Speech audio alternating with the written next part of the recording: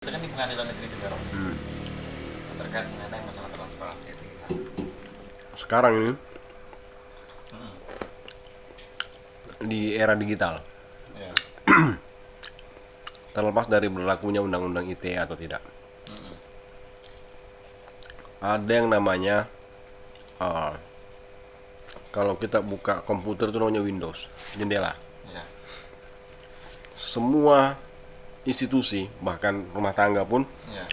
boleh hampir jadi udah terbuka, nggak ada yang tertutup. Ya.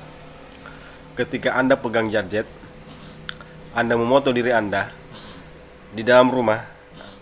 dan mengupload ke WhatsApp atau ke media Sosial sosial, media. Hmm. maka rumah Anda akan kelihatan. Ya. Apa yang ada dalam rumah itu kelihatan di foto itu, walaupun sedikit. Ya. Ya, begitulah gambaran sederhana sebenarnya ruang lingkup instansi. Walaupun kemudian dituntut secara formal untuk memberikan akses kepada publik Hmm. terhadap hal-hal yang sifatnya layanan kemasyarakatan, Ya.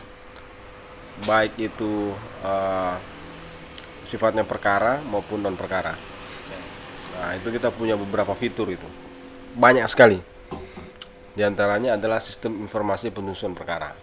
Jadi orang tahu perkara itu sejauh mana dan apa namanya, sudah seperti apa progresnya, orang bisa tahu. Oh, jadi bisa diakses Bisa diakses. di internet. Iya. Internet. Karena itulah di antara pilihan media itu yang boleh hampir dibilang uh, media-media konvensional itu orang mulai bukan abaikan ya, Ya. tidak terlalu intens di situ. Ya. Mereka lebih intens kepada media yang berada di alat Genggaman mereka. seperti ini. Oh Understand, cocok, Pak. jangan gitu. Ini ada iklannya ntar kan, Iya, gini betul. seperti itu. Ini perang dagang lagi gitu. Perang dagang, Bravo Cina. Iya. Gitu. Jadi semuanya sudah Semuanya sudah terbuka. terbuka dan melakukan penyederhanaan di dalam uh, apa namanya, birokrasi perkantoran dengan menerapkan namanya pelayanan terpadu satu pintu, Oke. PTSP, dan juga menerapkan yang namanya integrity zone, zona integritas. Artinya publik itu dibatasi aksesnya di kantor pengadilan. Maksudnya? Jadi dalam sisi informasi kita terbuka, Oke. tapi dari sisi komunikasi kita tertutup. Oh iya. Misalkan saya masyarakat nih. Nah, Nah, ada kasus tertentu dan segala macam untuk komunikasi dengan hakim dengan aparatur pengadilan menyangkut perkara itu tertutup, itu nggak bisa, tertutup, nggak bisa ya. dibatasi zonanya. Ada namanya zona pelayanan, hanya sebatas itu. Namanya zona integritas, itu melalui pelayanan terpadu satu pintu. Setiap para pencari keadilan itu hanya dibatasi zona aktivitasnya dalam gedung pengadilan. Kenapa yang dilakukan? Ya tadi, menjaga integritas aparatur pengadilan. Artinya memang di situ sering terjadi potensi-potensi. Ya, artinya kan komunikasi intens itu Berpengaruh. dapat menimbulkan kecurigaan-kecurigaan Oke. pada orang. Apalagi kan gini, kantor pengadilan itu tempatnya orang punya kepentingan. Ya. Bukan cuma kepentingan sifatnya aksidental, tapi memang hajat hidupnya ada di situ. Entah itu menyangkut kemerdekaan keluarganya, bagi perkara pidana misalkan keluarga-keluarga terdakwa Ya. yang tentu Biasanya tuh yang tentu saja kan apa namanya, melakukan mengharapkan perampasan kemerdekaan itu tidak terjadi misalkan, ataupun kalau terjadi ada pengampunan ya. seperti itu. Demikian pula menyangkut sengketa-sengketa keperdataan, menyangkut harta benda. Setiap orang punya hajat hidup di situ, sehingga dengan adanya kepentingan menyangkut hajat hidupnya, dan itu urgen, kecenderungan orang itu untuk bisa mengakses sedemikian rupa, mengkomunikasikan sedemikian rupa keinginan-keinginannya, tuntutan-tuntutannya, harapan-harapannya, bahkan kalau bisa sampai kepada taraf garansi. Bisa nggak saya ditolong misalkan gitu. Ya itu hal yang alamiah. Artinya itu tabiat-tabiat yang alamiah. Ketika orang berada dalam suatu kecemasan, dia berharap pertolongan. Nah, seperti itu. Nah, ada orang yang cuek untuk hal itu. Ada juga mungkin potensi-potensi praktek-praktek yang Iya, mungkin dari situlah muncul terbuka hal-hal yang lain seperti itu. Sehingga kerannya itu yang harus diminimalisir atau ditutup. Seperti itu. Walaupun dia terbuka dalam hal pelayanan publik, tapi dia tertutup di dalam hal memberikan akses kepada aparatur pengadilan. dengan zone integrity tadi. Ya, zona integritas tadi. Pelayanan terpadu satu pintu. Kembali ke transparansi, Pak. Seberapa penting sih untuk kita transparansi? Enggak semua harus dibuka. Oke. Gitu. Karena toh keterbukaan itu kalau dia tidak disikapi secara bijak, itu akan melahirkan bisa jadi kalau dalam teori anarko ya dia anarkisme. Bisa jadi melahirkan anarkisme, bisa melahirkan apa lagi namanya, unbelievable, Unbelievable. ketidakpercayaan. Percaya. Nah, justru misalnya gini, orang berharap ketika informasi itu dibuka, orang menjadi percaya. Justru dalam asumsi saya tidak seperti itu. Kadang keterbukaan itu memunculkan yang namanya unbelievable, ketidakpercayaan. Itu gimana tuh? Ini kita tidak bisa melakukan overgeneralisasi terhadap cara pandang manusia terhadap suatu persoalan. Karena gini, kalau kita larikan ke dalam persoalan kepercayaan ya, karena saya selalu berpikir bahwa sistem kepercayaan itu memiliki cara pandang yang kompleks dan komprehensif. Ada salah satu film itu namanya yang garap orang Barat, mengisahkan tentang Nabi Nuh. Oh, film Noah. Ya, Ark of Noah. Ya. Suatu saat Nabi Nuh itu berdiri di atas gunung di film itu. Berdiri di atas gunung sambil berputar seperti melakukan kalau kita melihat tarian Rumi. Dan fenomena itu disaksikan oleh anak dan istri Nabi Nuh. Terus anak Nabi Nuh nanya sama ibunya, apa yang dilakukan oleh ayah? Apa yang dilakukan oleh Nabi Nuh? Ibunya bilang gini, kalau orang tuli, maka ketika dia mendengar melihat orang menari, dia anggap menari itu gila. Bagi orang tuli. Bagi orang tuli. Sehingga sama seperti kau melihat ayahmu itu seperti orang gila. Karena kau tidak mendengar apa yang dia dengar. Toh seandainya pun kamu dengar apa yang dia dengar, belum tentu kamu percaya dan kau akan mengatakan dia lebih gila. Gitu. Iya. Walaupun dibuka kan, ditransparansikan. Ditransparansikan apa yang didengarkan oleh Nabi Nuh, sehingga dia misalkan melakukan kegerakan putaran, itu pun belum tentu orang yang mendengarkan itu menerima apa yang didengarkan oleh Nabi Nuh, dan tetap akan menganggap Nabi Nuh itu gila. Nah, sehingga tidak semua yang Tuhan berikan informasi itu kepada setiap orang.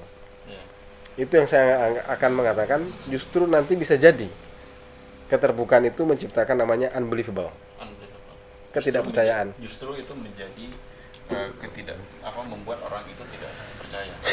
Tidak percaya. Beda antara tidak percaya pertanyaan pertama tentang apa yang dilakukan oleh ayah, yang di situ didasarkan pada ketidaktahuan, karena dia tidak mendengar, seperti orang tuli yang tidak pernah mendengar musik, dengan pengetahuan kedua, yakni dia mengetahui apa yang didengar, tapi pengetahuan yang tentang pendengaran itu tidak sampai kepada taraf sebagaimana orang itu mendengarkan sebuah pengetahuan.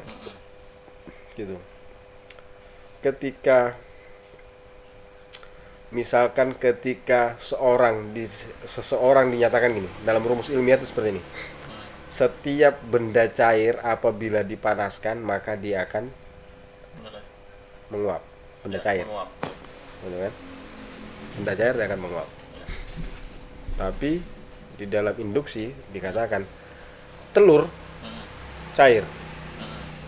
Telur dipanaskan, Dia lebih telur membeku. Nah, ketika kita mengatakan tidak semua benda cair itu dipanaskan adalah menguap, maka kita akan dikatakan tidak. Ya kan? Kita akan dikatakan menentang teori fisika. ya. Karena teori fisika mengatakan benda cair kalau dipanaskan akan menguap. Menguap. Tapi itu tidak berlaku bagi telur yang cair itu tadi. Justru dia mengental. Mengental. Nah, itu dia.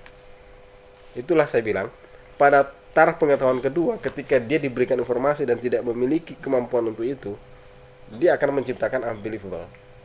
Nah, parahnya kalau keterbukaan informasi yang dibuka seolah-olah dihujani ke masyarakat, yang taraf pengetahuannya itu tidak seimbang, ya pasti akan melahirkan ketidakpercayaan di sebagian dan kepercayaan di sebagian.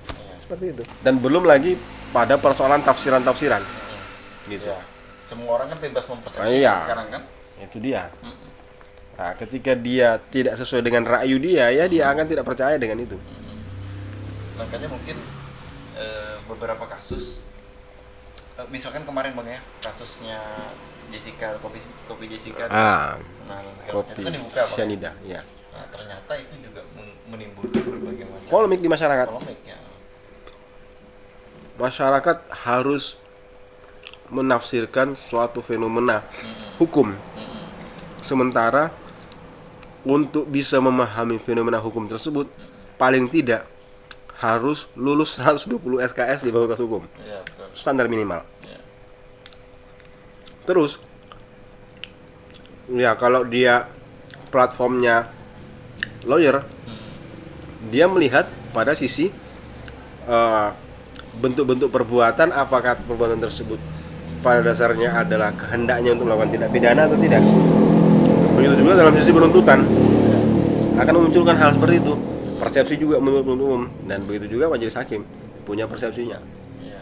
Seperti itu. Dan kadang itu misalkan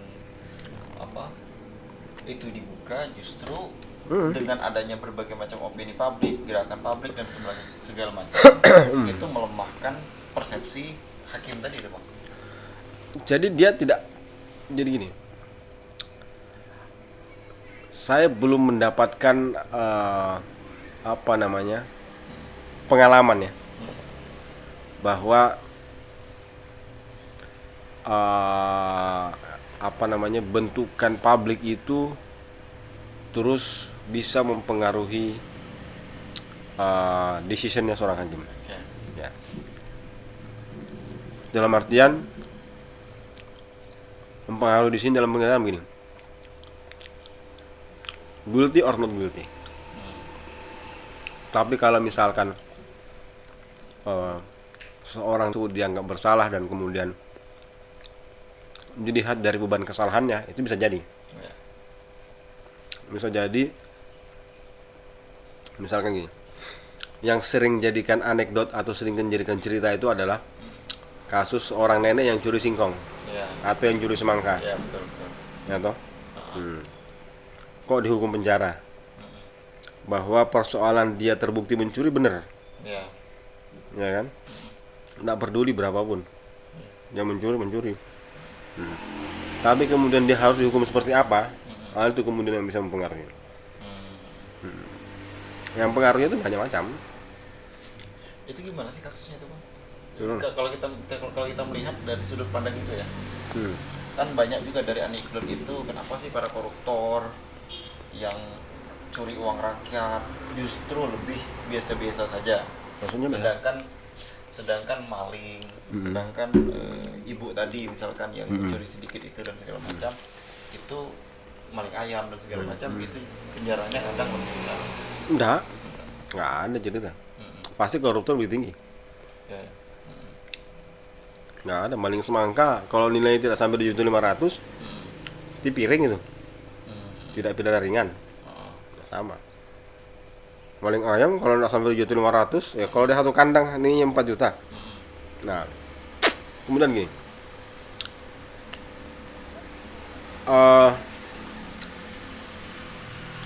ini kita lihat bukan dalam perspektif hukum formil ya, Iya. black and white-nya hukum. Tapi kita lihat dari sisi ini. Santai ya. Ada orang nyolong duitnya orang, nyopet. Ya. Nyopet. Kebetulan ini cerita doang ya. Iya, ya. Dari cerita ini kita bisa coba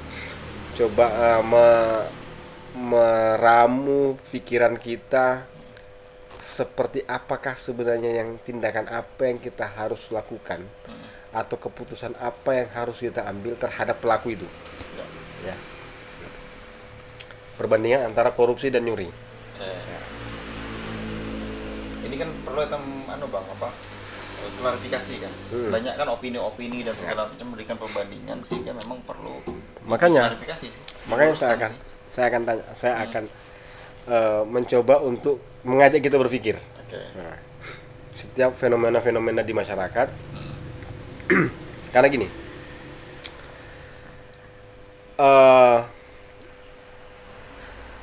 sewaktu kuliah kan kita lebih mendengar kepopularisan anak kedokteran. Ya. Ketika dia kuliah di fakultas kedokteran memiliki tingkat populer yang luar biasa, gengsi yang luar biasa.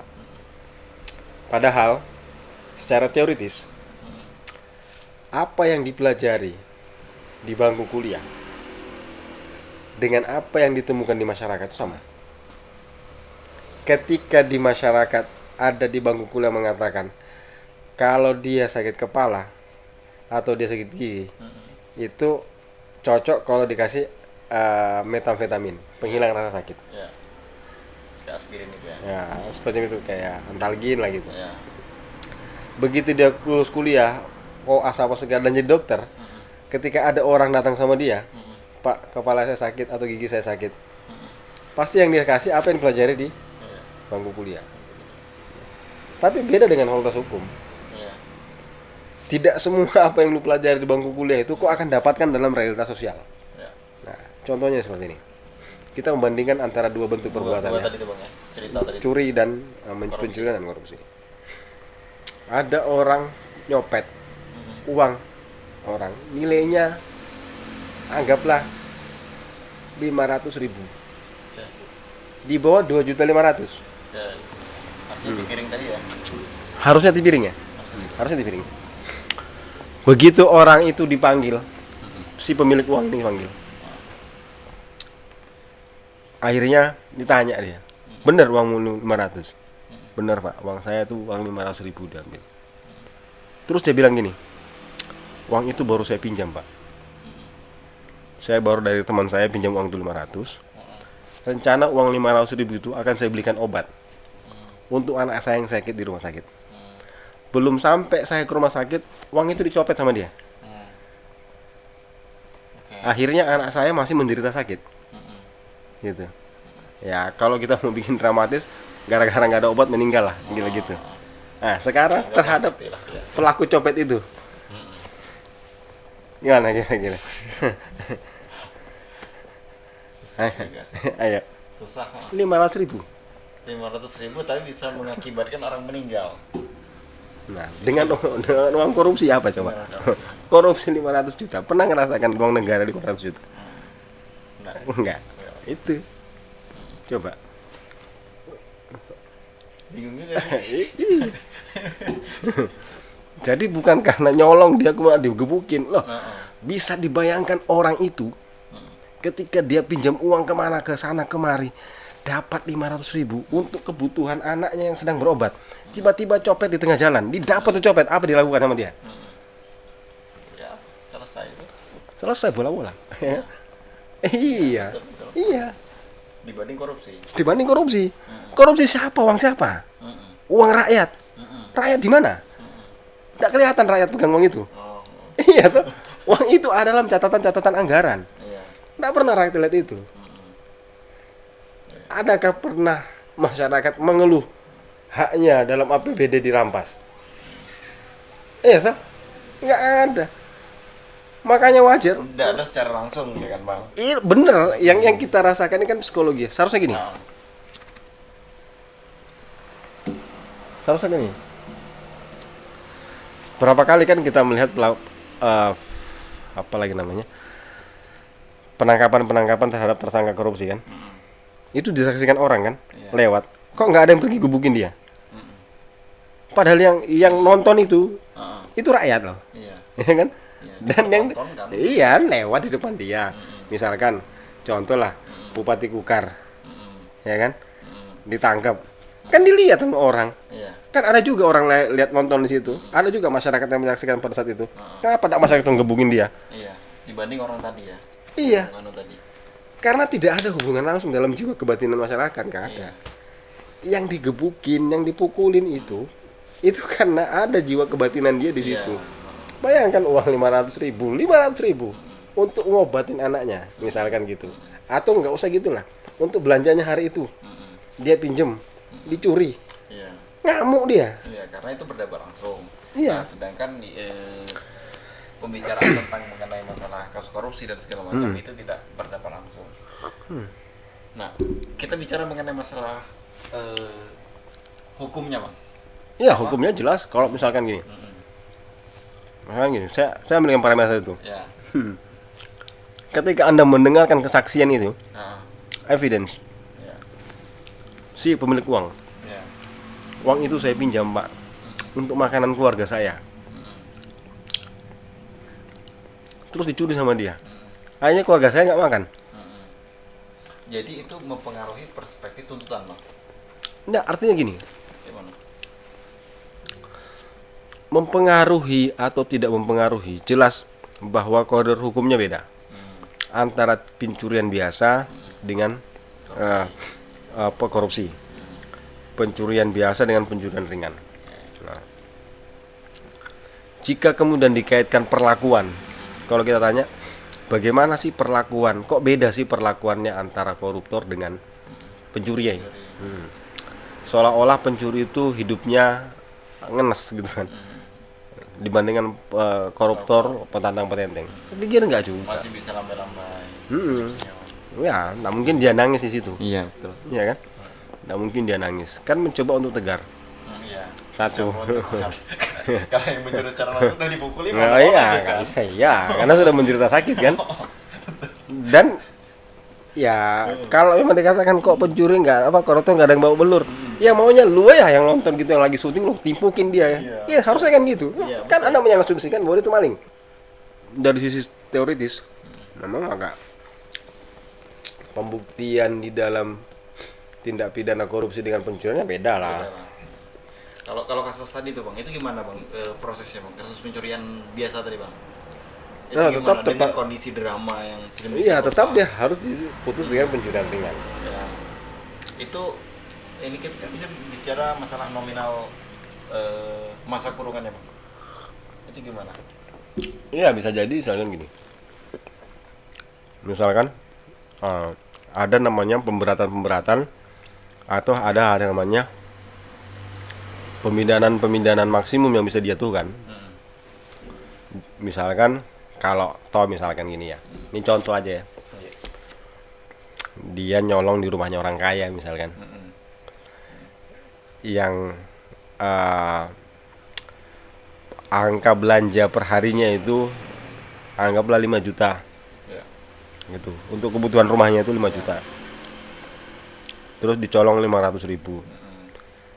Ya karena efek dari perbuatan itu tidak berdampak langsung terhadap korban atau apalah gitu, ya ini contoh saja, bisa jadi dia hukumnya percobaan atau ya dijatuhi pidana yang seringan-ringannya. Nah, berkebalikan dengan kasus tadi, dia nyolongnya bisa jadi tidak terlalu tinggi, tapi korbannya itu merasakan efek yang sangat besar. Untuk kan gini, hukum itu pada dasarnya untuk menormalisasi keadaan,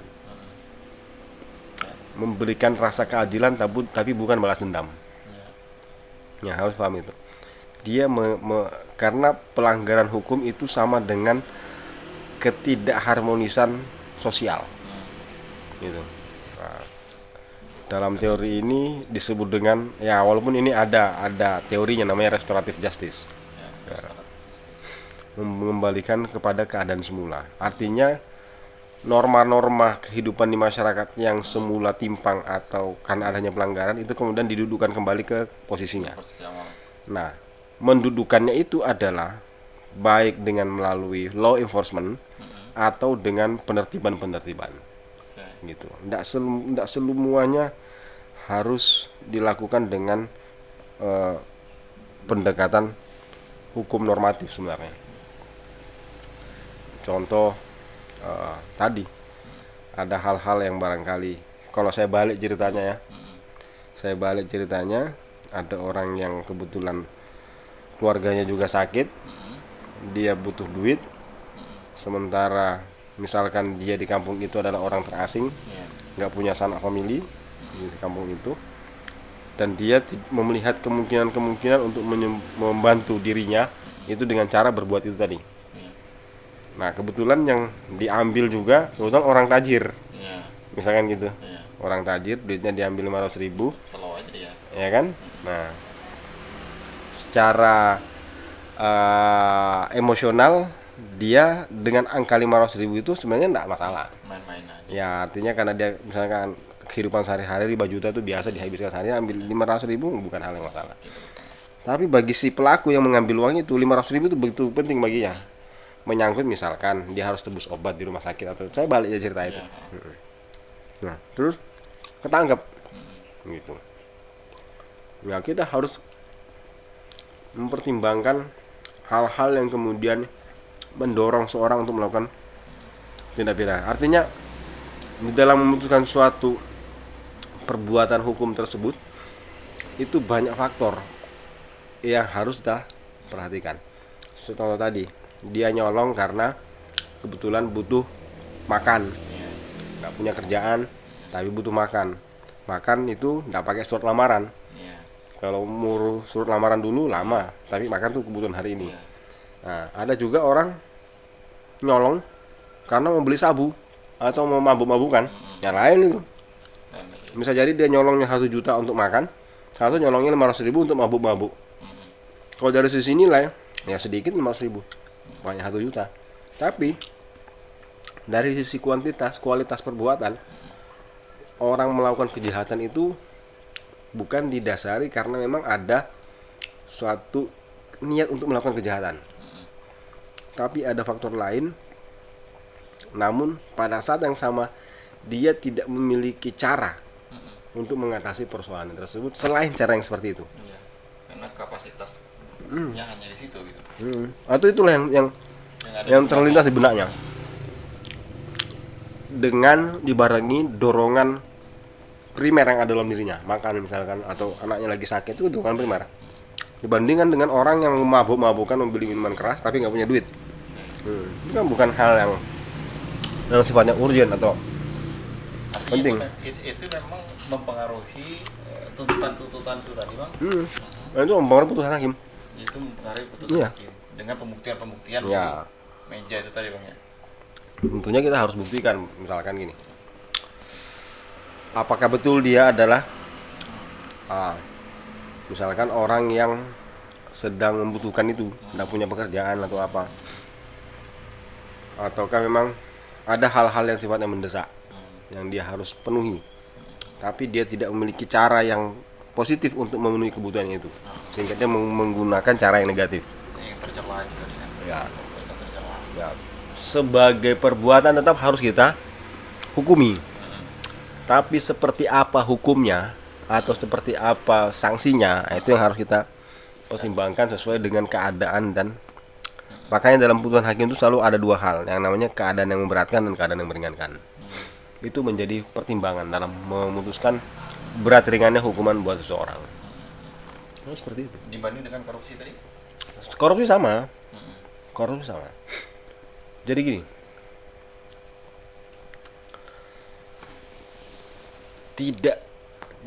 Korupsi itu kan tidak seperti apa lagi namanya?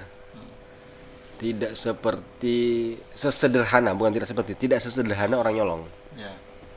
Ada upaya-upaya sistematis kan? Paling tidak ada upaya-upaya sistematis. Ada individu langsung yang melakukan sebagai, kalau dalam hukum pidana itu ada namanya intellectual dader, aktor intelektual. Ada orang yang sebenarnya secara normatif, bukan normatif ya, apa istilahnya? Dia tidak memiliki keeratan secara langsung terhadap perbuatan tersebut. Namun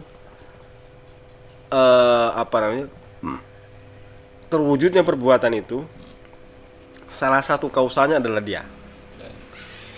Nah, kalau dalam istilah hukum kita itu ada namanya delik penyertaan, turut serta melakukan, deliming.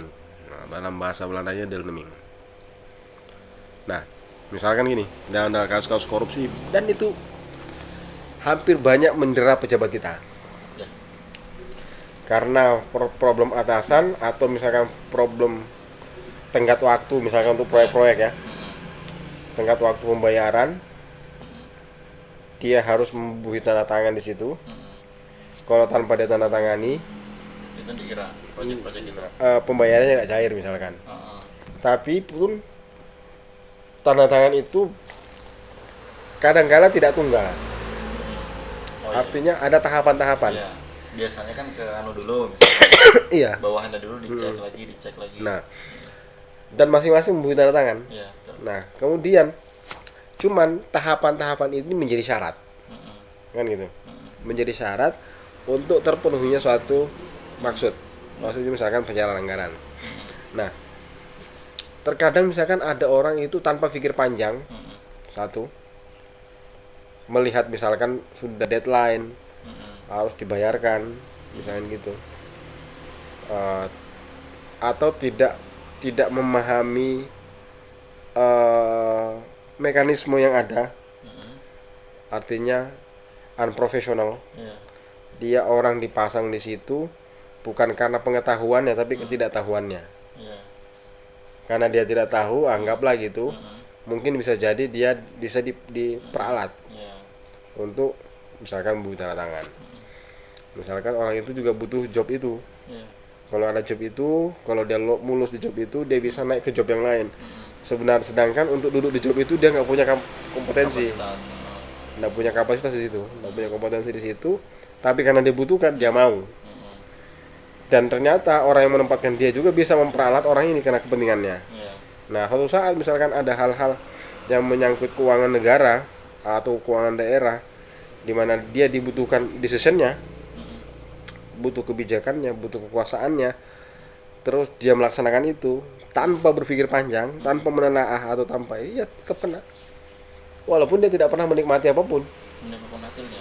Iya. Karena dalam pasalnya itu memperkaya orang lain pun kena. Gitu. Memperkaya diri sendiri. Ya tuh, iya, bukan dana atau saya tidak perlu kaya, saya kaya orang lain aja, misalkan gitu. Karena dia bertanda tangan, sekalipun maksudnya dia itu bukan untuk memberikan uang kepada itu, tapi karena ketidaktahuannya mengakibatkan anggaran itu cair untuk kepentingan itu, maka dia kena. Banyak orang yang terkena itu, Pak. Banyak. Padahal tidak menikmati hasilnya. Tidak menikmati hasil. Gitu. Ya paling yang dinikmati itu cuma tunjangan dia, tunjangan formal ya, tunjangan sah. Yalah, kau jadi panitia ya, kau jadi panitia ada honornya sekian. Nah, honor itu yang diharapkan sama dia. Nah, syarat untuk menerima honor dia harus tanda tangan terhadap lembar-lembar kebijakan. Nah, itu. Yang dimana di situ ada potensi korupsi yang dia tidak ketahui. Dia tidak ketahui. Kenapa? Karena dia tidak punya pengetahuan di situ.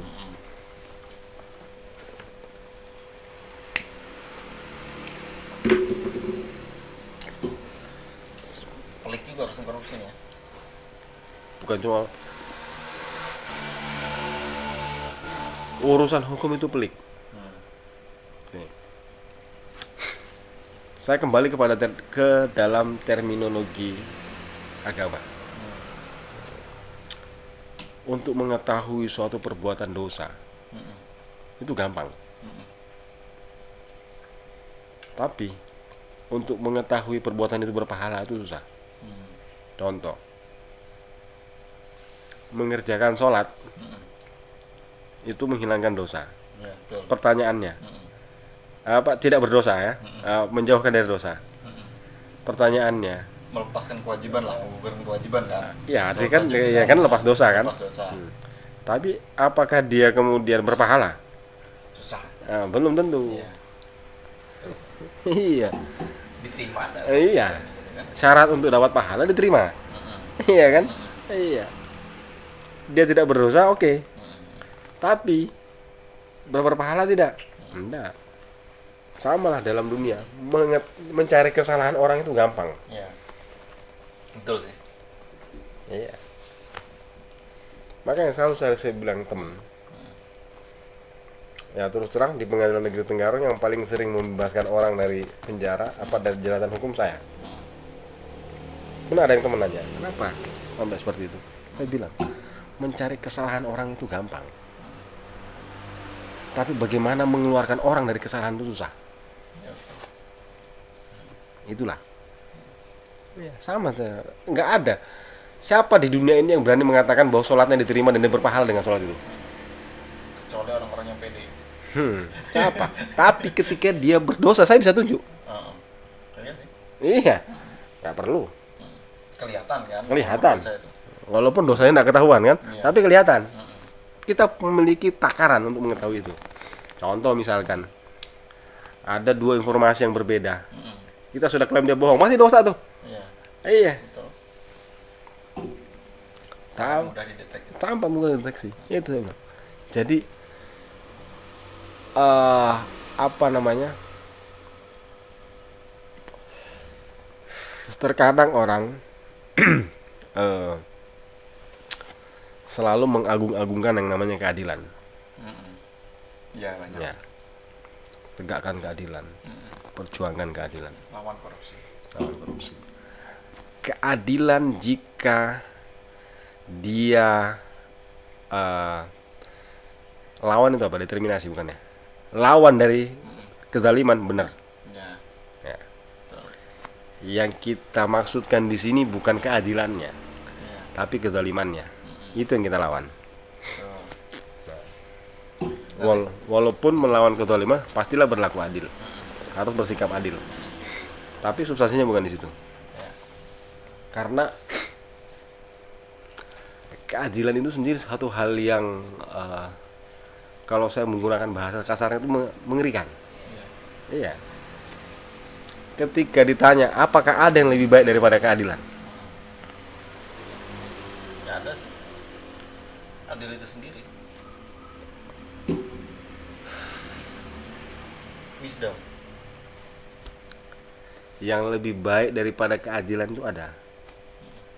Namanya kasih sayang. Ya. Begitu Bang ya? Iya. Yang lebih tinggi derajatnya dari keadilan itu adalah kasih sayang. Dan lebih tinggi dari kasih sayang itu adalah cinta. Ya. Nah, tapi kalau koruptor itu kan gimana tadi? Kalau kita kembalikan kepada koruptor, kan harus diadili, Bang. Benar. Benar, harus diadili. Semua perbuatan harus diadili. Tapi tergantung perspektifnya mungkin Bang ya. Ya, Ada orang yang itu kan kelihatan Bang ya. Walaupun publik tidak banyak tahu ya. iya. Itu kan kelihatan ada yang seperti kasus kita tadi Bang. Pejabat misalkan dari Ya. misalkan pejabat dia tidak punya kapasitas dia ditempatkan di tempat tertentu.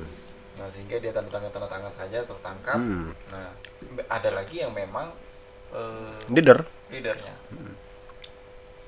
Itu kelihatan kan dalam Ya. Jadi ketika keadilan bicara pada ukuran raca, timbangan, fungsi kita itu adalah meletakkan satu atau meletakkan satu di titik kanan ataukah berada di titik kiri. Ya. Itu. Apa yang kita letakkan di titik kanan dan titik kiri? Itu yang harus ditanyakan kepada orang-orang yang menuntut keadilan. Gitu. Apa yang kalian ingin letakkan di situ? Apakah kesumat, balas dendam, pukul dibayar pukul, seperti itu, atau ada hal-hal lain yang sifatnya adalah bagaimana kemudian suatu tatanan itu bisa kembali normal. Ya. Sebenarnya intinya cuma itu. Efek jerah kan Pak? Iya. Yang diharapkan mayoritas orang itu kan efek jerah. Efek jerah. Secara teoritis, apa namanya? Orang menganggap bahwa sistem di negeri kita ini nggak baik atau apa. Apalagi misalkan yang orang-orang HTI misalkan mengembalikan ke khilafah. Iya. Karena dengan khilafah akan tegak keadilan apa sih. Iya. Nah di negeri kita baik. Iya. Terlepas kemudian masyarakat tidak percaya dengan penegakan hukum. Ya, misalkan dengan perilaku aparatur penegak hukum lah, tidak percaya, anggaplah seperti itu. Tapi masih baik. Kenapa? Karena ada ruang. Ada ruang untuk melakukan penuntutan dan pembelaan. Ya. Masih diberikan kesempatan untuk itu. Dan hari ini harus dicatat bahwa belum pernah ada statistik yang bisa menunjukkan kepada kita angka hunian rumah tangga negara itu menurun. Iya. Meningkat terus ya. Meningkat. Loh. Anggaran negara yang dipergunakan untuk kasih makan gratis mereka itu jauh besar sekali. Iya. Coba cek aja berapa jumlah narapidana seluruh Indonesia. Dikalikan berapa jumlah uang makan yang harus dikeluarkan kepada narapidana itu setiap hari untuk memberikan makan 3 kali, ya kan? Dan berapa angka produktivitas narapidana itu dalam tahanan? Nggak ada. Atau berapa persen? Sedikit sekali. Dibandingkan dengan anggaran yang dikeluarkan oleh negara untuk sekedar kasih makan orang ini. Lah, berapa anggaran negara kita habis untuk itu? Kalau dibangunkan jalan tol seperti jalan Jokowi tembus sampai ke Kuteka, dari selatan Pulau Kalimantan sampai utara Pulau Kalimantan tembus itu. Ya, artinya kan kalau ukuran law enforcement itu adalah bagaimana menghukum orang, terlalu banyak orang dihukum ini. Iya. Banyak. Banyak orang tangkepin, banyak orang sudah dihukum, masukkan penjara. Banyak sekali. Dan tidak ada dan grafiknya tidak menurun. Iya, semakin meningkat. Meningkat. Makanya tempat lapas-lapas itu kan Iya, over capacity. over capacity. Artinya apa? Ya hukum kita berjalan baik. Iya. Kan gitu. Semua orang dihukum yang bersalah. Terlepas orang percaya atau tidak percaya kan. Iya. Masyarakat percaya tidak percaya. Kemudian di lapangan hukum perdata. Sekali lagi bahwa hukum perdata itu sifatnya privat. Oke. Ya kan? Hubungan antara individu dan individu. Sebenarnya itu problem individual. Dia tidak masuk kepada ranah hukum publik, beda dengan pidana. Seorang pencuri ketika dia diamankan, maka dikhawatirkan dia akan meresahkan di masyarakat. Iya. Tapi kalau orang nyuruh mengambil tanahnya orang lain, secara keperdataan dengan tempat tinggal, itu kan hubungan privat. Memang secara teoritisnya kan seperti itu. Nah, ketika kemudian persoalannya dihadapkan ke pengadilan, ya kan kembalikan pada dua belah pihak. Ya memang di situ ada namanya persepsi hakim terhadap pembuktian dari kedua belah pihak. Tapi kan problemnya itu ada di tiap individu itu. Ada di individu masing-masing. Ada yang bersifat serakah terhadap satu hak. Bisa jadi gitu. Karena gini juga. Sengketa perdata itu tidak murni lahir dari adanya kehendak untuk melawan hukum. Walaupun secara teoritis disebutkan, secara yuridis juga disebutkan bahwa KUH Perdata menganut yang namanya perbuatan melawan hukum 1365 KUH Perdata. Tapi ada kadang orang itu tidak punya niat untuk melakukan perbuatan melawan hukum. Nah, yang terjadi adalah perbedaan persepsi terhadap setiap perbuatan hukum. Gitu. Nah, perbedaan persepsi inilah yang coba dijembatani oleh pengadilan. Atau yang seperti contoh tadi itu, contoh awal tadi, bahwa perbuatan melawan hukum inilah yang coba untuk dicari. Apakah benar yang dituduhkan itu sebagaimana dimaksudkan? Seperti itu. Atau ternyata terjadi mispersepsi. Seperti misalkan ya, satu melihat rokok dari sebelah sini ya tulisannya 2 kelas mile. Sedangkan rokok sebelah sana cuma 1 kelas mile. Akhirnya dipertentangkan ini. Jadi hakimlah yang mengkonstruksi ini. Pandangan kedua ini benar atau tidak, atau salah satu dari pandangan itu salah dan satunya benar. Gitu. Terhadap persepsi itu. Seperti itu. Luas sih masalah hukum ini, Bang. Iya, artinya dia menjadi menarik dan dia menjadi perhatian karena tadi menyangkut hajat hidup bukan orang banyak, orang. Ya, walaupun secara teori hukum juga gitu. Artinya apa? Ketika sistem hukum tidak jalan, kita nggak bisa duduk tenang di sini. Ya kan? Iya. Akan terjadi berbagai macam kekacauan. Paling tidak kita harus siapkan parang ini kan, sambil ngeliat jangan sampai ada orang yang berniat jahat atau apa. Karena menganggap toh kalau dia berniat jahat toh nggak diapa-apain. Kan gitu. Toh akhirnya atau banyak keluarga kita atau kita sendiri yang bisa terlibat narkoba. Iya. Jika hukum itu tidak jalan kan? Pulang-pulang saya di legal. Pegang-pegangin orang. Oh, itu bukan jahat itu. Kelainan.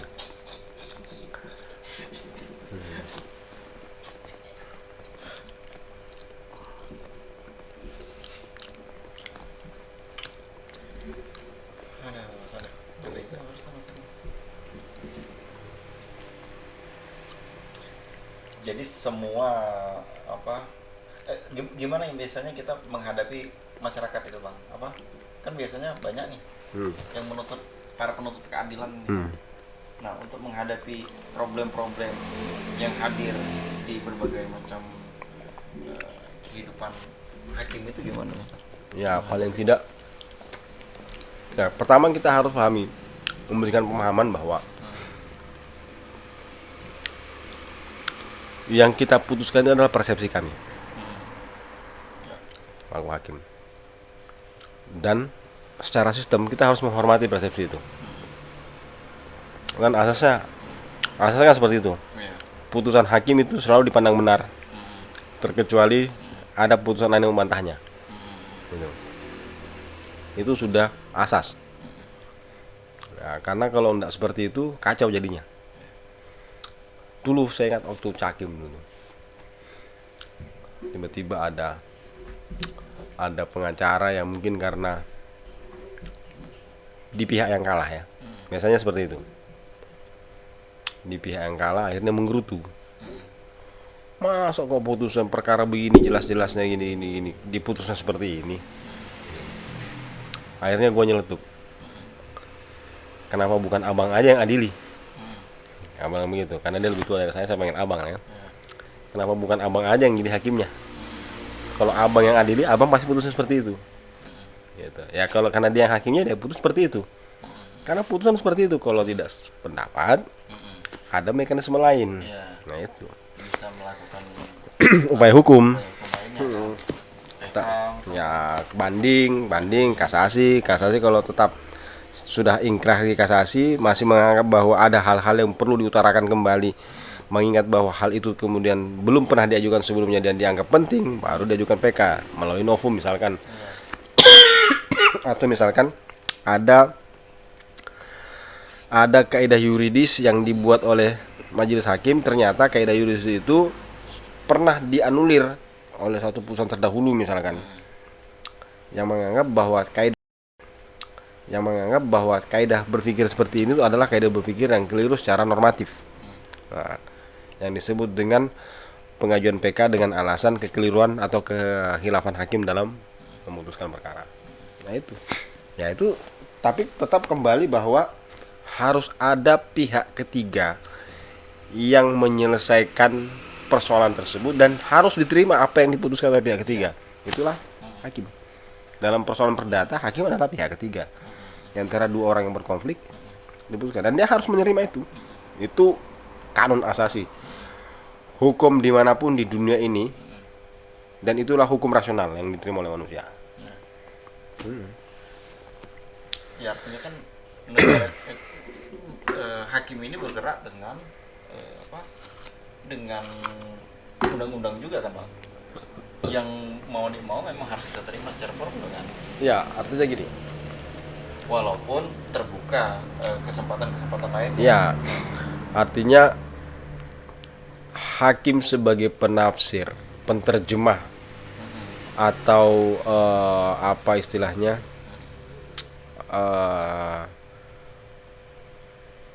undang-undang yang hidup. Nah, kalau bilang gitu ya, ya, contohnya gitu ya, ya. Undang-undang yang hidup. Nah, karena kertas itu kan nggak bisa ngukum. Ya betul.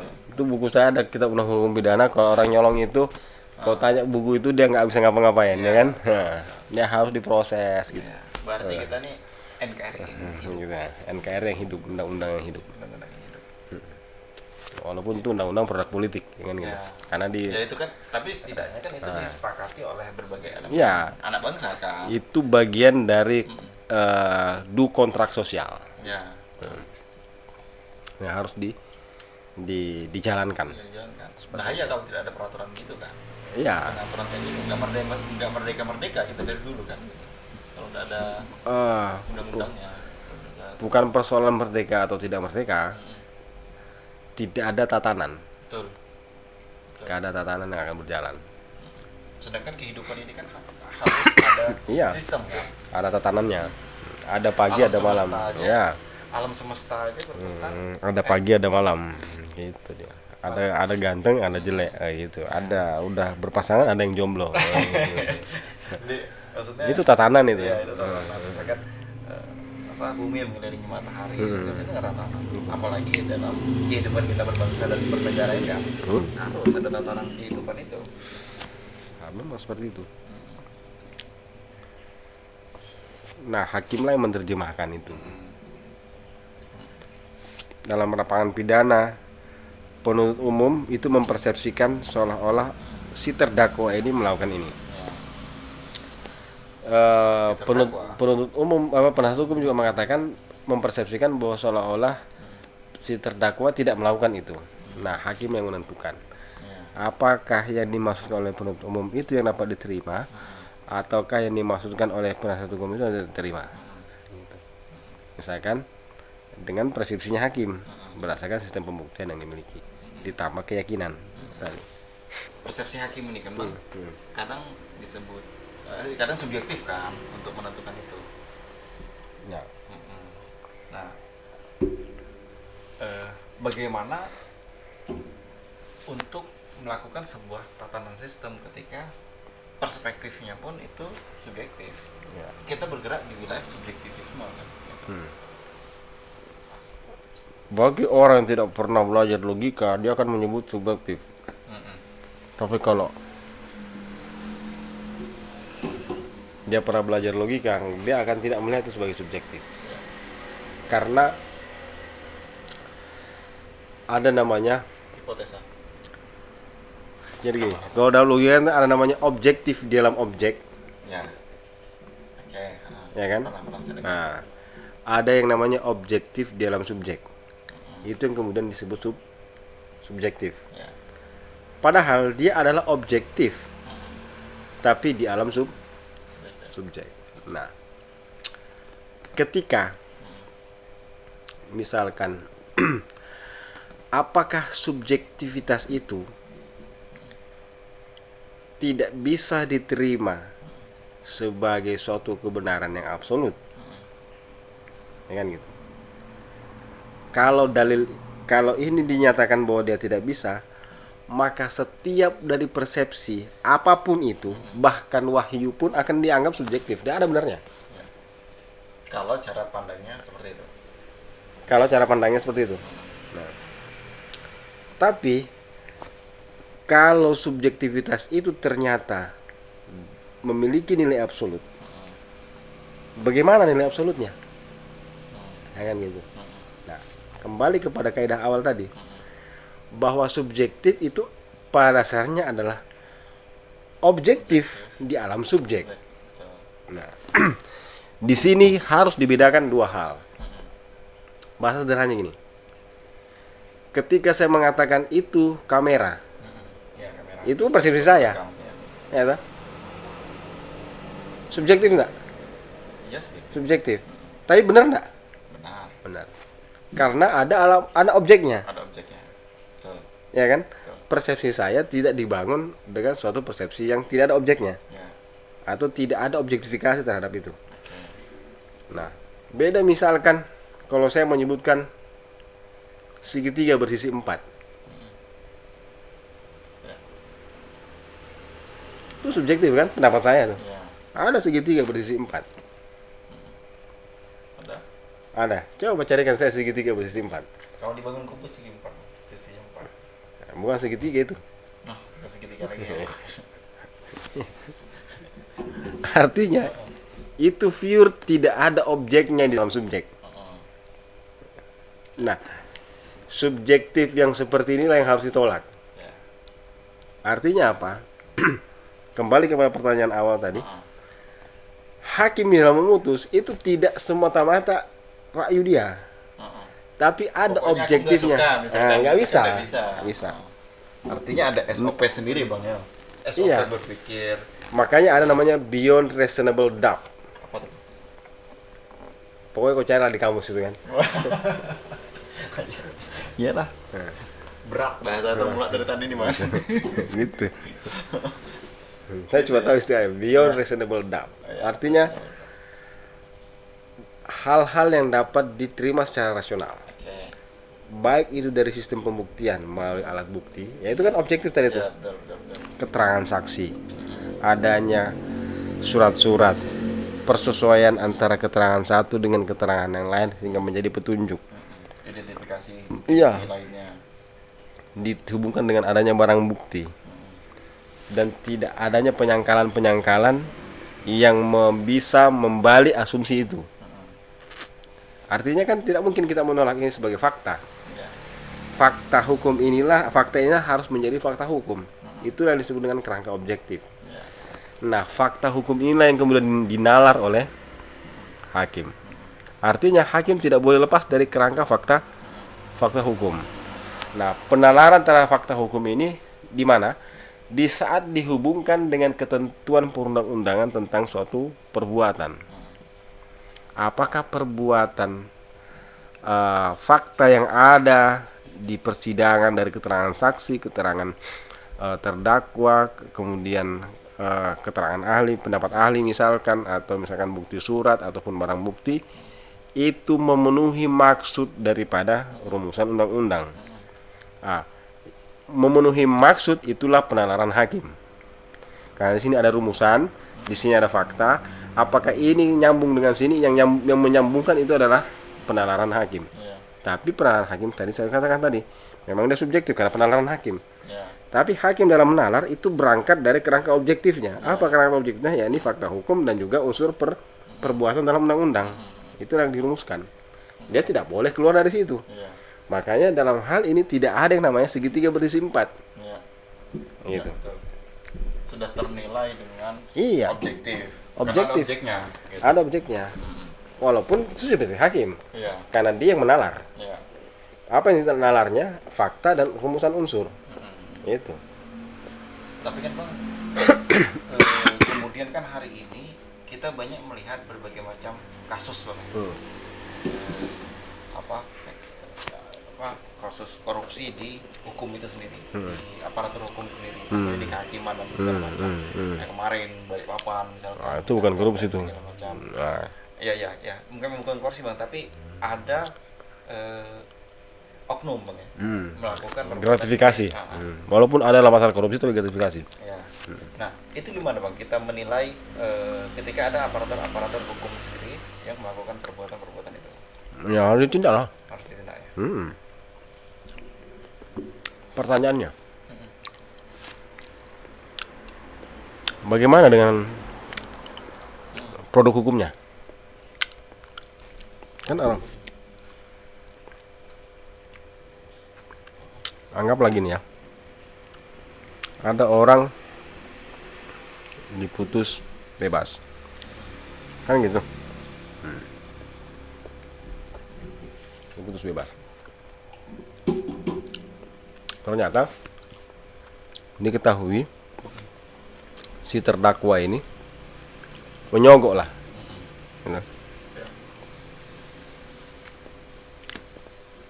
menyogok hakimnya. Terus setelah diputus bebas nih orang ini, artinya sudah ada putusannya.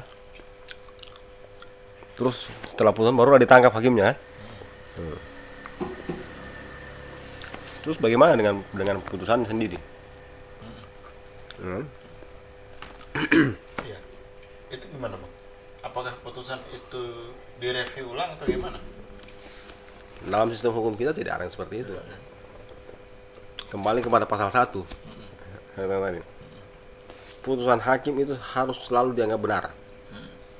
Terkecuali ada putusan lain yang artinya kalau yang seandainya putusan itu mau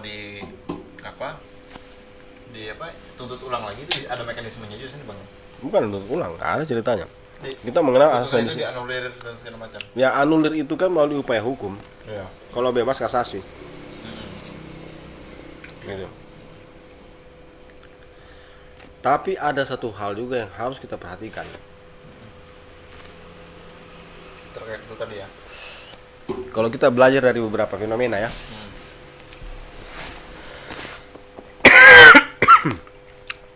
Mengaitkan tadi antara hakim yang menerima sogokan ya, suap dengan pekerjaannya, putusannya. Nah, dari beberapa fenomena kemudian kita belajar fenomena saja lah sebelum kita berangkat ke kerangka teorinya. Ternyata setelah upaya hukum dikasasi misalkan ya, bebas kasasi, Mahkamah Agung pun menguatkan putusan itu. Artinya orang ini bebas. Betul bebas dia. Misalkan gitu. Beda halnya kalau misalkan ternyata Mahkamah Agung berpendapat lain. Setelah misalkan di pengadilan negeri oleh hakim pengadilan negeri itu dibebaskan, upaya hukumnya kan kasasi. Setelah kasasi ternyata Mahkamah Agung berpendapat lain, orang itu dinyatakan bersalah. Kalian cerita. Artinya bahwa keliru putusan itu menurut Mahkamah Agung. Keliru. Nah, tapi ada kalanya dia diputus bebas di pengadilan tingkat pertama. Lakukan upaya hukum kasasi. Nah, sampai di kasasi ternyata dikuatkan. Nah, di antara dua ini ternyata orang hakim ini menerima sogokan. Gitu. Tapi toh di satu sisi putusannya pun ternyata dikuatkan oleh Mahkamah Agung yang tidak menerima sogokan, kan gitu, yang menelaah kasus tersebut sesuai dengan kaidah hukumnya. Artinya bahwa hakim tingkat pertama yang memutus bebas itu telah benar dalam menerapkan kaidah hukum. Sehingga oleh Mahkamah Agung dianggap bahwa putusannya tidak ada kekeliruan dan dikuatkan.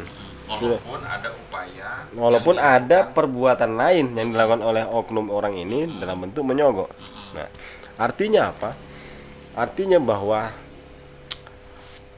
perbuatan personal hakim dengan kebijakannya terhadap pekerjaan itu bisa jadi berjalan berbeda. ya kan? Dia tetap profesional di Artinya meja ya, hijau. artinya dia menjalankan sesuai dengan kaidah hukumnya. Nah, Tapi ada penyimpangan-penyimpangan yang dilakukan yang tidak ada tidak ada kaitannya dengan apa namanya? Kaitannya untuk dengan mempengaruhi keputusan itu tadi. keputusan itu. Asumsinya seperti ini. Seandainya tidak disogok pun tetap bebas itu orang. Iya. Contohnya seperti itu ya. Nah, andai kan tidak disogok pun tidak berubah lah. Tetap orang itu bebas. Walaupun ada juga barangkali ya. Barangkali ya kalau tidak disogok tidak bebas ya deh. Gitu. Seperti itu Bisa mungkin. diberatkan dan segala macam. Ya itu juga kemudian yang misalkan kalau kita lihat kepada upaya-upaya hukumnya pasti akan dibatalkan oleh Mahkamah Agung. Karena udah jelas dia misalkan tidak memenuhi kaidah-kaidah hukum. Nah, yang dimaksud dengan kaidah-kaidah hukum itu ada dua hal. Satu, dia memang labrak itu kaidah hukum, atau berbeda persepsi terhadap suatu kaidah hukum. Kenapa bisa jadi terjadi berbeda persepsi? Ya, begini, kita merujuk kepada sistem peradilan di Indonesia yang menganut sistem peradilan berjenjang. Tingkat pertama, tingkat banding, kasasi. Masing-masing tingkatan ini memiliki kapasitas dan kualitasnya masing-masing. Nah, tentu saja hakim-hakim di tingkat banding itu jauh lebih senior. Dianggap tingkat banding namanya. Nah, itu terlihat dari usia. Contoh paling gampang lah, kita nggak usah mikir jauh-jauh. Paling gampang lebih usia, dia lebih tua. Dalam dia memiliki pengalaman, sudah bergelut di tingkat pertama. Banyak. Sehingga secara teoritis itu diharapkan orang ini lebih wise, gitu. Lebih bijak, lebih komprehensif dalam melihat persoalan. Begitupun pada tingkat Mahkamah Agung. Itu jauh dianggap lebih bijak. Super senior. Ya, artinya dia lebih memiliki wisdom, yang kebijaksanaan yang luar biasa. Sehingga bisa jadi contoh macam saya hakim tingkat pertama, melihat persoalan itu hanya segini. Karena memang pengalaman saya segini dan buku yang saya baca cuma segini. Nah, orang tingkat pada hakim tingkat banding, karena dia lebih kaya akan pengalaman dan mungkin jam terbangnya luar biasa dan banyak juga buku yang telah ditelaah dan diskusinya luar biasa juga, melihatnya seperti ini, lebih luas cakrawalanya, sehingga sudut pandang yang sempit itu di hakim tingkat pertama bisa kemudian dibaca secara berbeda oleh hakim tingkat banding yang lebih luas cakrawalanya. Demikian pula di tingkat kasasi yang justru diharapkan dia lebih luas lagi cakrawalanya dibanding tingkat banding maupun tingkat pertama, sehingga dia mampu meneropong utamanya dalam hal penerapan aturan hukum, karena memang beda sistem pemeriksaannya. Kalau tingkat banding dan tingkat pertama itu disebut dengan yudek fakti. Yang diperiksa adalah fakta kemudian dihubungkan dengan aturan hukum. Itu tingkat pertama dan banding. Sedangkan tingkat kasasi itu yudek juris. Dia melihat apakah hukum ini sudah cocok diterapkan atau tidak sesuai dengan kaidahnya. Makanya dia tidak perlu menatap orang, gitu. Tapi dia sudah cukup membaca alur pemikiran yang diputuskan oleh hakim ketika melihat fakta-fakta tersebut, apakah kemudian aturan itu yang diterapkan atau menerjemahkan aturan tersebut sudah pas atau tidak. Gitu. Seperti itu. Terakhir, Bang. Apakah ada sanksi untuk hakim, Bang? Yang Ada. Error tadi. Ada. Banyak sanksinya. Jadi gak enak juga jadi hakim tuh, Bang ya. Maksudnya bukan enak anunya sih. Ya artinya apa ya?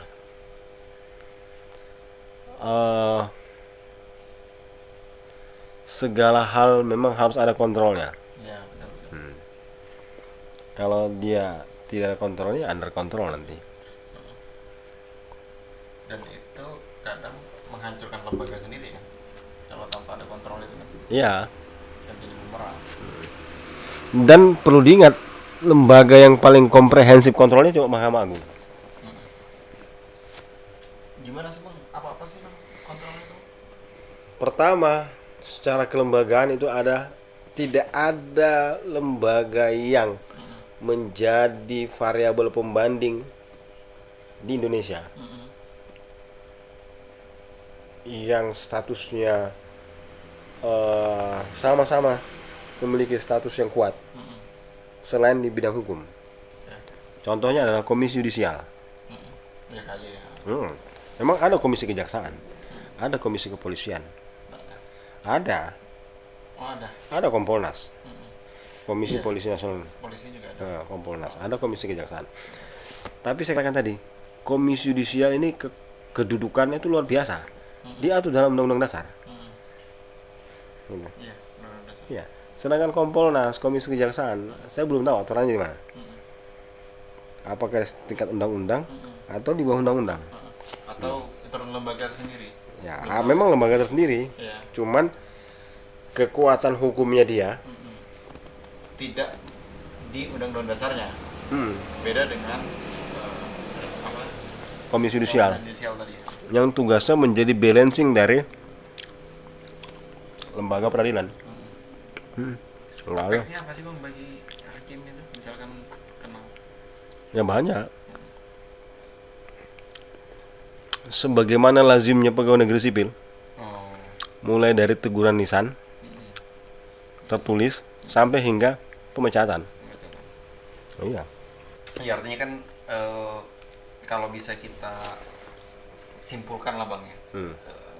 Pembahasan mengenai masalah hukum ini kan sangat kompleks dan juga kadang orang itu karena pemahaman tertentu juga menafsirkan dengan cara yang prematur Caranya sendiri. terkait mengenai masalah putusan hakim itu sendiri dan segala macam dan over generalisasi kadang sebuah problem kan.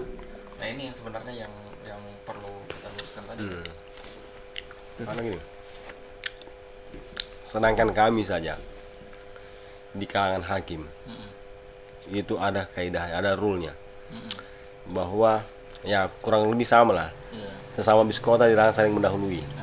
Artinya nggak boleh nyelading gitu ya. artinya hakim satu itu tidak boleh menilai putusan hakim yang lain. Oh gitu. Iya. Hakim satu itu apa masing-masing gimana Bang? Misalnya gini, you punya putusan, saya punya putusan, gitu. Terus saya nyalahkan putusanmu, nah begitu putusannya itu bro. Contoh lah gitu. Kau keliru memutuskan itu begini-gini, itu nggak boleh. Nggak boleh. Atau misalkan, contoh, ada orang nanya, Pak, itu ada hakim ini, misalnya hakim A, itu memutuskan gini, menurut Bapak seperti apa? Oh, nggak betul itu caranya itu, harusnya putus itu begini-gini, itu nggak boleh. Nggak boleh. Iya, Nggak boleh. nggak boleh, itu aturannya. Sebenarnya itu bukan persoalan masalah kode etik. Memang dia masuk dalam bagian kode etik. Tapi satu hal yang mesti diingat bahwa itulah pendapat dia sebagai hakim. Dan itu harus dihormati. Karena kalau tidak seperti itu ya tidak usah jadi kenapa bukan kau sendiri, saya yang putuskan gitu. Kasarannya gitulah. Nah, dan yang kedua bahwa hakim sendiri yang punya kapasitas di dalam hal mempertimbangkan suatu peristiwa hukum terhadap suatu hal yang telah ditentukan oleh suatu hakim yang lain, itu tidak bisa menilainya, memberikan pertimbangan ini benar, itu salah, itu keliru, atau seperti apa. Apalagi yang bukan hakim. Iya toh? Kadang kita ini kan karena mungkin kejengkelan kan mengharapkan keadilan yang sangat tinggi kan. Yang pertama, oke lah, sama-sama sarjana hukum. Oke, sama-sama sarjana hukum. Oke, sama-sama memiliki pengetahuan tentang hukum. Tapi kan persoalannya bahwa kopi ini dengan kopi itu siapa yang tahu pahitnya? Ya peminum kopi. Iya betul. Sekalipun barista yang bikin kopi, dia tidak akan pernah tahu bagaimana pahitnya kopi itu. Iya. Kalau tidak pernah meminumnya, ya kan? Walaupun Dia pun barista sekalipun, dia hanya mencampurkan kopi 1 sendok, air panas sekian cc, kemudian diaduk, baru diserahkan kepada pelanggan. Yang tahu pahitnya itu adalah pelanggan, bukan baristanya. Nah, yang menikmati itu kan pelanggan, tesnya itu pelanggan. pelanggan. Sehingga yang tahu bagaimana persoalan itu, gimana lika-likunya, kemudian dihubungkan dengan ketentuan-ketentuan hukumnya adalah hakim. Karena dia mengalami itu. Iya. Karena dia memantau dua belah pihak kan. Iya, dia yang menyelami kasus itu. Seperti itu. Sehingga menuntut bahwa orang enggak perlu intervensi Ya. urusan itu. Ya, toh kalau dia diintervensi paling akan bingung sendiri. Iya. Ya akan bingung sendiri karena dia tidak punya itu tadi apa istilahnya? Kalau basirah nggak cocok ya. Nggak cocok. Terlalu tinggi. Nggak cocok. Apa kemampuan kekuatan emosional. Kemampuan penghayatan gitu kan. Dia tidak punya itu. Seperti misalkan bagaimana seorang Diego Armando Maradona mengolah si kulit bundar tanpa dia harus melihat bola itu kan, tanpa dia harus menghitung berapa lawan di depannya, tapi dia bisa melewatinya karena itu tadi ada skill, ada penghayatan yang dia lakukan. Itu sama hakim itu cukup diceritakan, oh masalahnya begini Pak, dengan mengkonstruksi pengetahuannya dia akan tahu, dan itu tidak semua orang punya. Iya, karena hakim ada pendidikan tersendiri Bang, seleksi Iya, tersendiri, seleksi sendiri. dan sebagainya macam, ya kan? Iya, dan tidak mudah untuk menjadi hakim itu kan. Artinya apa namanya, yang paling berharga itu adalah experience-nya. Ketika dia menyentuh persoalan itu, bagaimana sikap batinnya, nah, itu. Atau dalam istilah pidana mens rea-nya dia kan, bukan juga mens rea itu sikap batin yang mengarah pada kesalahan sebenarnya. Ini sikap batinnya dia. Misalkan contoh Ilmu kebatirannya yang tinggi bahasanya. Contoh misalkan Susah kita mendeskripsikan. dalam kasus Jessica misalkan toh. Contoh ya. Salah satu amar putusan hakim itu kan, dalam satu pertimbangan hakim kan menyebutkan bahwa Jessica pada saat memberikan keterangan dia menangis. Seru-seru. Tapi tidak keluar hingus. Ya kan? Iya, betul. Ya kan gitu. Artinya tangisannya itu hanya di air mata saja. Iya. Karena kalau orang dibarengkan dengan kesedihan, kan itu ada psikologi yang menuntut fisiknya bekerja lebih keras, ya kan gitu. Ada experience yang menuntut dirinya bekerja keras, dan itu membuat stamina-nya drop. Nah, ketika stamina drop itu gejala awal adalah influenza, disertai dengan keluarnya hingus. Begitu pula orang nangis kalau dia tidak keluar hingus, dia tidak sedih itu, kan gitu. Apa istilahnya, sinetron. Nah, iya, dan orang kan tidak pernah memahami apakah betul Jessica pada itu nangisnya betul atau Rakyat kita ini kan kadang melo kan, melihat hal itu, ya Allah. nangis. Padahal kan tidak, hakim lihat ini orang nangis tapi tidak keluar hingusnya, ini tidak sedih ini. Padahal yang dia ceritakan itu adalah kesedihan, gitu. Ya beda persepsi itu tadi. Nah, ya itu tadi. Makanya mungkin untuk menenangkan bangsa dan negara ini, transparansi seperti itu tidak diperlukan. Artinya ada hal-hal yang apalagi namanya tabu untuk diperlihatkan kepada masyarakat, dikarenakan memang belum sampai kepada taraf pengetahuannya, belum sampai ke situ.